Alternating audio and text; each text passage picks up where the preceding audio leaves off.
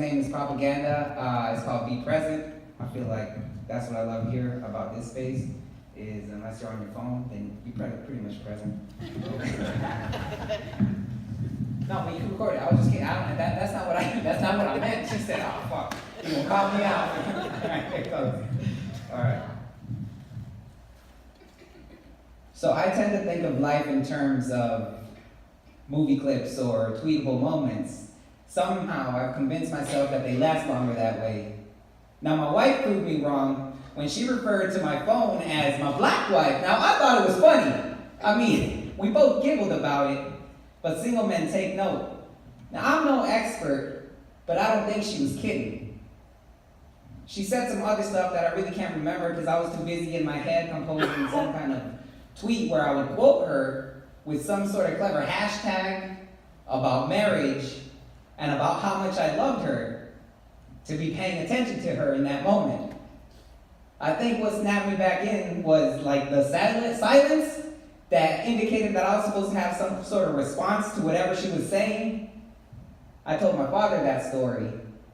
My father, civil rights and Vietnam War vet, hopelessly charming on his fourth marriage father. But rather than the customary nod that men give each other when they understand, he proceeded to tell me why he failed as my mother's husband.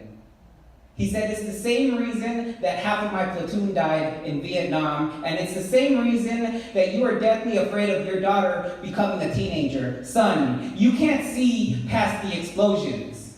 Either the ones that already happened or the ones you're anticipating. See, the former paralyzes. Living life in a rearview mirror. Driving full speed across traffic, straight into the center divider, so shell-shocked that you're too stupid to duck when bullets are flying. Or the latter. Your life a game of capture the flag. So focused on the finish line that you stepped right on a landmine. So ready to attack the day, frustrated because you can't find your keys, focused on the meetings you've finna miss and the traffic you've finna sit in, to realize that you've been holding the keys the whole time. Slow down. You've been hypnotized by the possibility. Son, I couldn't hear past the bombs. And the first one didn't kill me, and the second one didn't even happen, yet it ended our family. He told me a love story about a woman born before him. He said, but I knew her from before, and at the moment of conception, there was an eternal connection. And although I didn't know it then, I would fight for her affection. It's this war that we've been waging from day one of creation. And only when you lose her do you learn to appreciate her. Like even when I'm with her, I'm itching to get rid of her. And she only gives you one shot. Blow it and she's gone. So I'm telling you this, son. You can't rush her or slow her down. You better keep her by your side. She will slip through your fingers like sand. Her name is time. And she told me a secret. She said multitasking is a myth.